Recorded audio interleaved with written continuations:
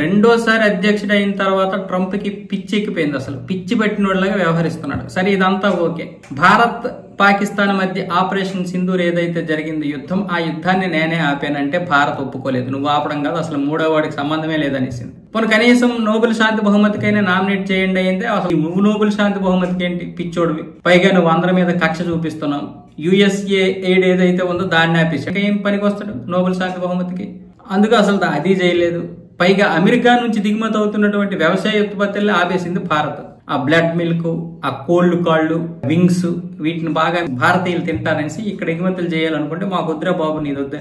మొదటిసారి ట్రంప్ వచ్చినప్పుడు వద్దని సరే, ఇప్పుడు వద్దనేస్తాను. మరి అక్కడ అమెరికన్స్ అవి తినరు, వింగ్స్ తినరు, లెగ్స్ తినరు. మనమేమొచ్చేసి పులుసు వేసుకొని తినడము, మంచిగా ఫ్రై చేసుకొని తినడం, లేదంటే ఈ కాల్చుకొని తినడం చేస్తాం కదా. అందుకని భారతదేశం పంపిద్దామంటే మాకు వద్దు, అవి అనారోగ్యకరణం. మా ఊళ్ళంతా కూడా లైవ్ తింటారు, లైవ్ కోళ్ళే తింటారని చెప్పేసింది మోదీ ప్రభుత్వం.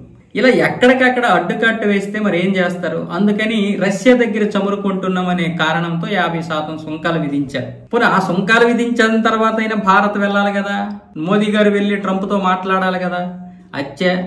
అసలు పట్టించుకోలేదు ఆయన్ని. ఒక అగ్రరాజ్యాధినేత, అహంకారం ఉండదా?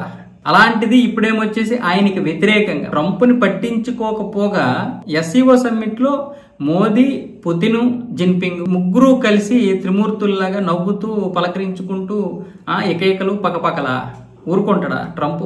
అసలు మైండ్ పిచ్చెక్కిపోయింది ట్రంప్కి. దానివల్ల ఇప్పుడు తనని తాను రక్షించుకోవడానికి, తన పరువు నిలబెట్టుకోవడానికి ప్రయత్నాలు చేస్తున్నాడు. అసలు భారతే ఏకపక్షంగా మాపై సుంకాలు విధించింది, మా వస్తువుల్ని అక్కడ అమ్మనివ్వకుండా చేసి భారత్ మాత్రం అమెరికాలో విపరీతంగా తన వస్తువులు అమ్ముకుంది. ఇది ఎంత ఏకపక్షమో భారత యొక్క విధి విధానాలు చూస్తే అర్థమవుతుంది.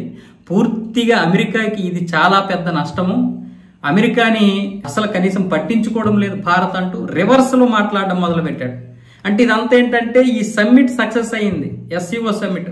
భారత్ మేము ఏం చెప్తే వినాలి కదా. అలాంటి భారతే ఇప్పుడు ఇంత దారుణంగా మమ్మల్ని పక్కన పడేసి రష్యా దగ్గర చమురు కొనొద్దంటే రష్యా దగ్గర చమురు కొనకపోగా మళ్ళీ రష్యాతో చట్టాపట్టాలు వేసుకుంటుందా, చైనాతో చట్టాపట్టాలు వేసుకుంటుందా అంటూ ఇప్పుడు రివర్స్ లో మాట్లాడుతుంటే అక్కడ ఉన్నటువంటి వాళ్ళందరూ తిట్టుపోస్తున్నారు. నువ్వు చేసుకునేదేరా నాయనదంతా, నీ విధానాల వల్ల ఈ రోజు భారత్ దూరం అయిపోతుంది మనకి.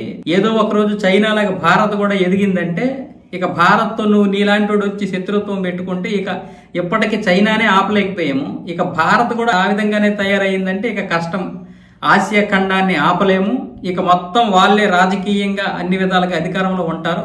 ఇక అమెరికా అనేది కేవలం ఒక దేశం అంతే, మరి అగ్రరాజ్యం అనేది ఏమి ఉండదు అంటూ ఇప్పుడు తిట్టుపోస్తున్నారు అతన్ని.